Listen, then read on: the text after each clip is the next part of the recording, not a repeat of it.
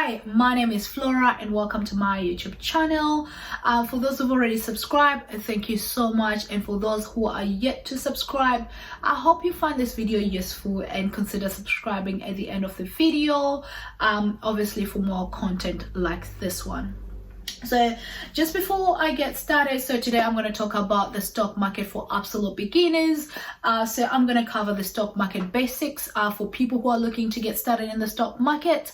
If you're looking at, getting knowledge on, what a share is, what a stock market is, how to buy shares, how to make money in the stock market, you have clicked on the right video.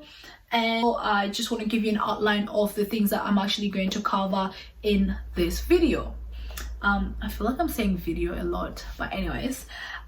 In this video, I'm going to cover 6 points. Yeah, I'm going to cover what a stock market is. After that, I'll cover what a share or a stock is. So in this video, you'll hear me interchange share and a stock. It basically means the same thing. So sometimes I use shares, sometimes I use stocks. I'm talking about the same thing, just to let you know. And the third point that I'm going to cover is how do you buy stocks. The fourth point is how do you actually make money after you bought stocks. How do you make money out of the stocks that you've bought. The fifth point is, can I invest if I don't have much money? And I can already tell you, you don't need to be rich to invest or to buy stocks. The sixth point is why you should actually invest in stocks. So I'm going to cover these 6 points. So let's get into it. The first point was, what is a stock market? So a stock market is pretty much a warehouse. So picture a big warehouse where there's investors. So it's full of investors buying and selling stocks to each other. So how it works is, so there's a seller, there's a buyer, and there's a broker in between. So a seller, for instance, I've got Amazon shares, right? So I'd come and say, hey, I want to sell my Amazon shares for $1,000 each, right? And then I'll say to my broker, hey, I'm selling an Amazon share for $1,000 each. So what happens is my broker takes my order in and holds on to it. And then there's going to be sellers coming and saying to their broker, to the same broker, hey, I'm wanting to buy Amazon shares, but I'm willing to pay $950. So the broker's got a buyer, it's got a seller and a buyer, but the price are not matching. So there's no transaction that's going to take place until there's a buyer willing to pay the price that I've requested for. Then the broker matches us together and transaction takes place. So that's how it works. So a broker is pretty much just there to facilitate transactions. So they kind of match the seller and a willing buyer for that requested price. So if there's a variance in price, they actually hold your order until somebody is willing to pay the amount that the seller has requested for.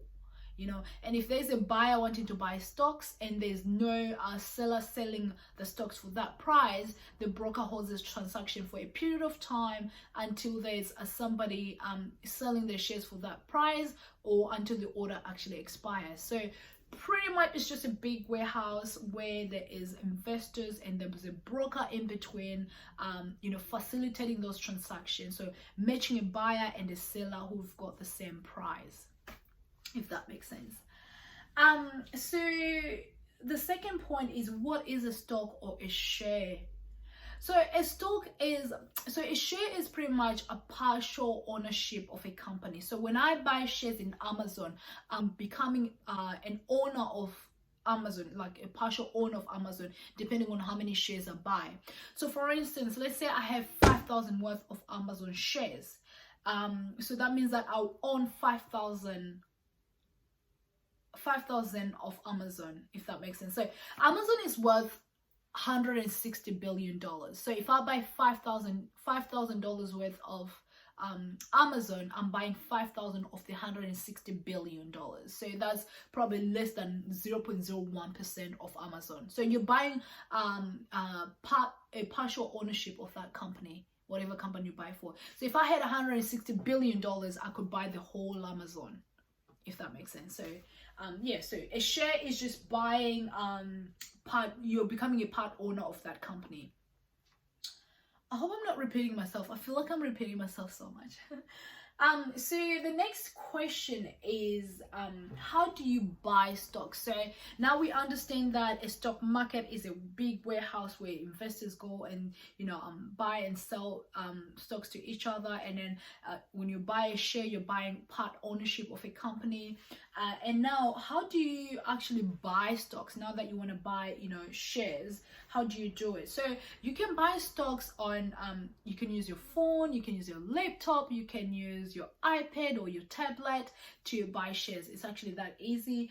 But in order to do that, you need to have a broker. You know, the broker that I told you guys about that facilitate the buying and selling. So in order to actually buy from other investors and to sell to other investors, you need a broker. So you need to open a brokerage account.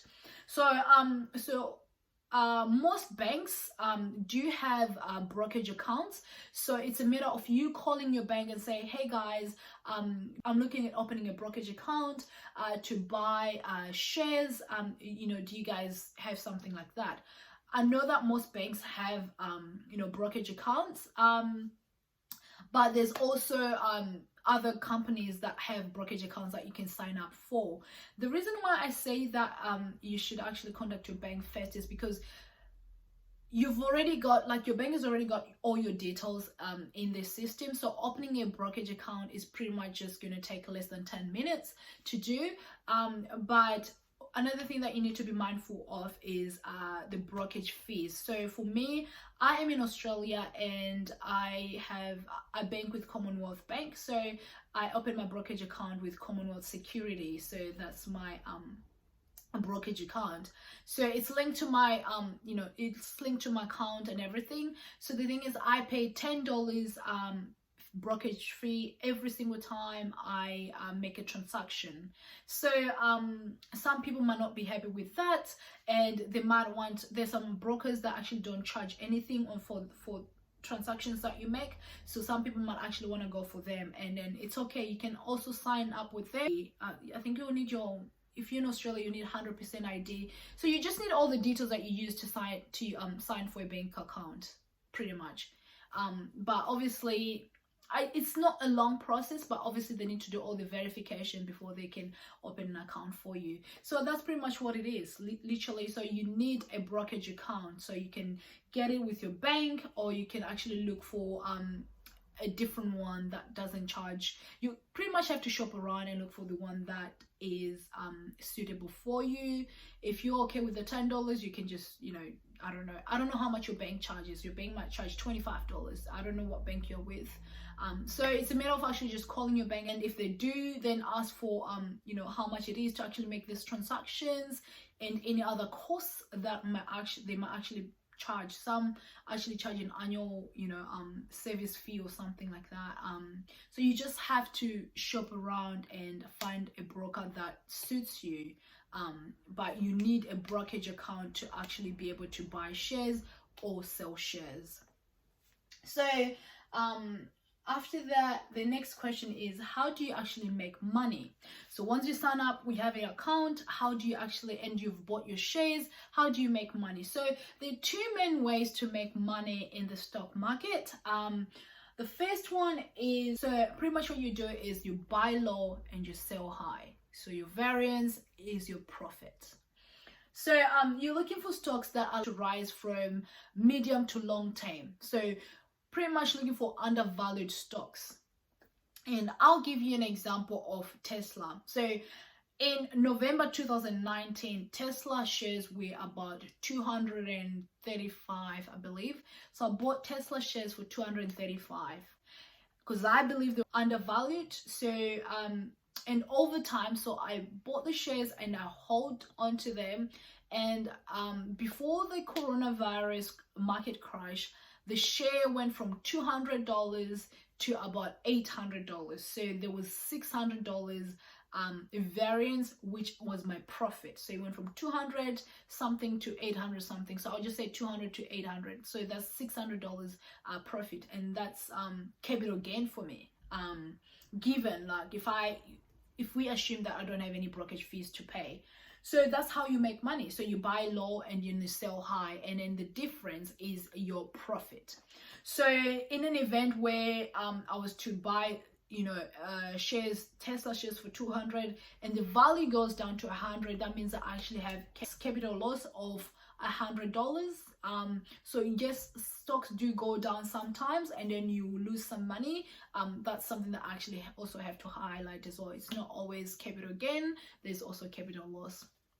So that's the first way to make money. And I just wanted to emphasize on you know, capital gain. Once you get a capital gain, if I was to sell my shares, my Tesla shares, well, I can't sell it now because the value went down because of this market crash. But anyways, if I was to decide to sell my Tesla shares, so I've got $600 you know, capital gain on each stock, depending on how many stocks I have. Let's say I have n amount of stocks,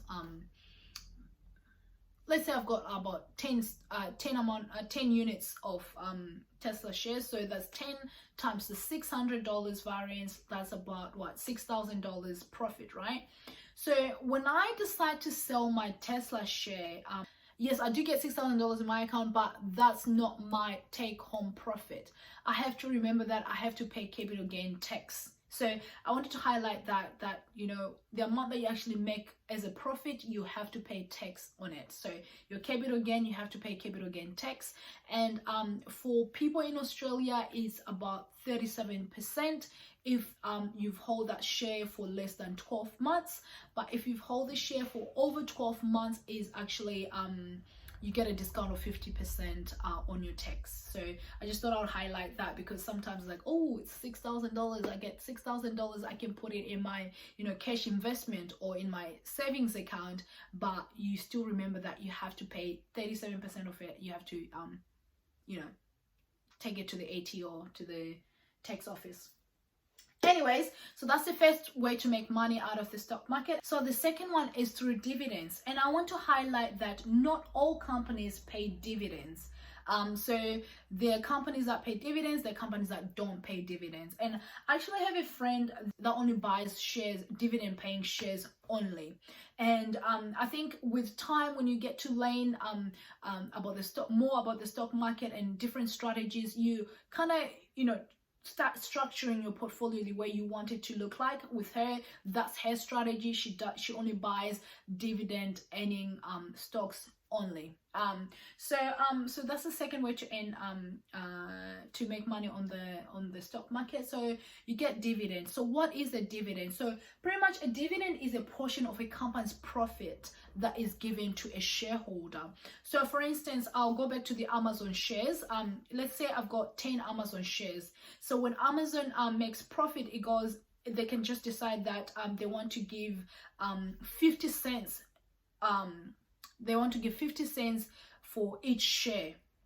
So if I own about 1,000 shares in Amazon, so I'll get a dividend of $500 at the end of so it depends on how often they pay the dividends. Some companies pay dividends twice a year, some company pay dividend once a year. So so I'll get a dividend once a year of $500 because they're paying 50 cents per each share. So that's what a dividend is. It's pretty much just a portion of company's profit that they pay to their shareholders. So another thing that I wanted to highlight is companies that pay dividends, they pay them in two forms. Some companies, they give you dividends, but they don't give you money. What they do is they'll just let you know that so your dividend was $500, but we have reinvested it. So they reinvest the dividend for you, and then they just give it to you as shares. So they take that $500, they buy the shares, they reinvest it and then buy you more shares, and then just add them to your portfolio. And other companies that actually give you just cash, so you can just either use the cash, or you can take the cash and put it in your cash investment account or your savings account, or you can just do whatever you want to do with the cash, or you can reinvest it. So it's up to you. So those are the two forms. That's how they pay the dividends. So the ones that pay dividends, they either reinvest the dividend for you or they give you cash. The last one, so those are the two ways you make money in the stock market. Okay, point number 5 is can I invest if I don't have much money? Yes, you can. So some brokers, so it just depends on the broker that you get. Like I said, some brokers have a minimum investment amount. So for my Commonwealth Security, the minimum investment amount is $600. So if you want to make a transaction, it has to be $600 or more. Some some brokers, they have no minimum, so you pretty much just you can have $10 and buy shares for $10. So you just have to shop around for brokers that if you are willing to invest a small amount, then you have to find a broker that doesn't have a minimum on investment. But then the problem with having a minimum investment for investing a little bit in the stock market is it's hard to diversify your shares. Obviously, you know, the smaller the amount of money that you invest, the harder it is to actually split it around and diversify your shares. So you only be limited to probably just buying one type of share, because you can't, you know, if you're going to invest $10, you don't have that liberty to buy different types of shares. You can probably just buy COS shares and that's it. And that's putting all your eggs in one basket. So that's probably the disadvantage of actually you know, not having too much money to invest. But in terms of that diversifying problem, when I was writing this, I realized that, you know, you can actually invest in stock index funds or ETFs if you want to. If you don't have so much money to invest, I wouldn't recommend investing in you know, shares. I actually encourage you to invest in stock index funds or ETFs. So what stock index funds are, so they're like literally a collection of different companies that are put in one stock. So when you buy one stock, there's already, you know, different companies within it. It's already diversified. So if one company goes into liquidation, you don't lose all your money. So you still have these other, I don't know, 20 other companies that are still operating. So if 5 other companies are into loss, the other ones are probably doing well. So it kind of balances off. So I always encourage, as a beginner, just start by buying you know, stock index funds or ETFs.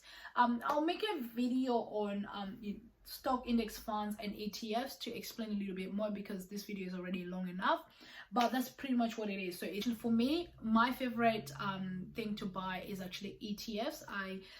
My portfolio, 80% of my portfolio is ETFs and probably 20% shares. So the difference between a share and an ETF, so I've already explained an ETF. So a share is pretty much you just buying for one specific company. So if I buy shares, it's like I'm buying shares for COS. It's one company. So if COS was to report losses today, the share price will go down. So I'll probably make losses. Let's say you bought it for $20 and the share price goes to 10. So you make a $10 loss on each share. So why should you invest in stocks? So so that's pretty much what I had for this video. And like I said, for beginners, I do recommend index to invest in stock index funds or ETFs, and obviously you have to have that buy and hold strategy. So you buy, you hold, so and you give your shares time for them to grow, you know. And the thing about investing, I would say, so I have been an investor since 2014, actually, my undergrad. So I bought my first shares, actually it was COS shares, second year of my accounting degree.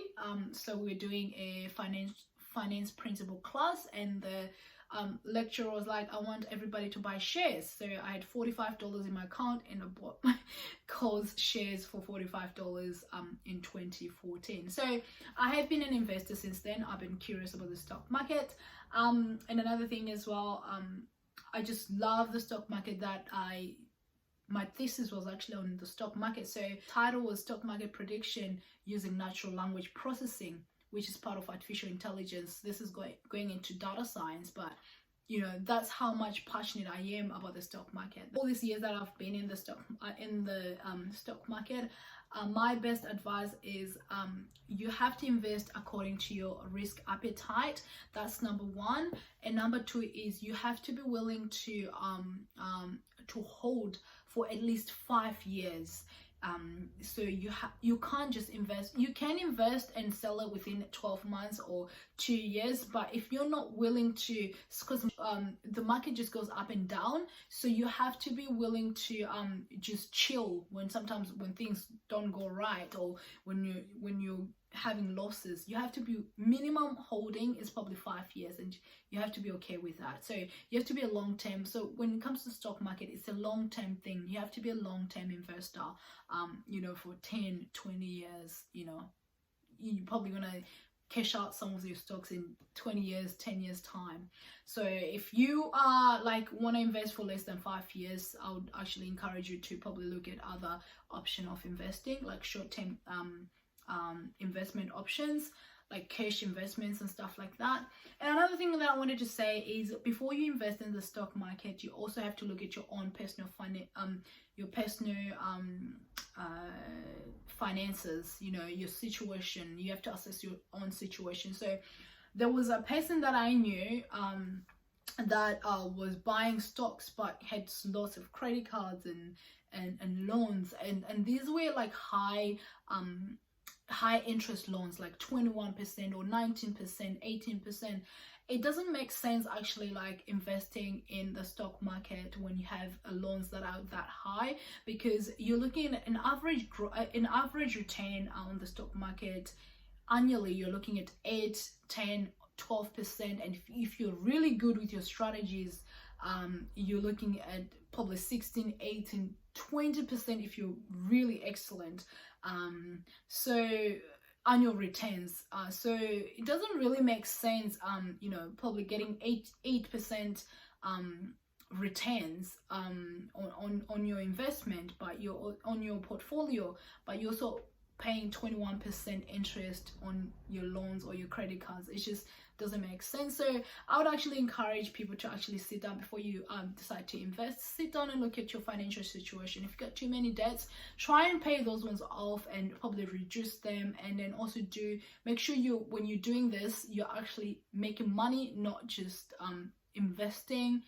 Yeah, look after your debts first, or your credit cards, or whatever you might have. But if you've got loans that are like, you know, literally like 2% or 3% interest, then I think it's worth it. But at the end of the day, it's a matter of sitting down and you know your own financial situation. So this is something that I would actually encourage people to look into, because the person that I knew, I was just like, wait, what you're doing doesn't really make sense to me. Like, you're telling me you have this amount of loan or credit cards, and you're paying 21% interest, but you know, you're only making 8% returns on the investment. So what you know, logically it didn't make sense to me. So I think this is something that people actually have to look at. Pay your debts. It's always good to just clear all your debts and just, you know, make money, and know that, you know, all your returns, you're actually just putting them into probably your cash investment or your savings account or something like that, other than just, you know, making money and you're also paying 21% interest. So that's all that I have for this video, and I hope you have enjoyed it. So I'm open for suggestions on things that I can actually improve, or, you know, things that you want me to talk about, or you know, anything of that sort, because this is my first video, and I look forward to making more, you know, videos that can probably edify. I hope you've learned a thing or two in this video as well. So until next time, stay blessed, guys.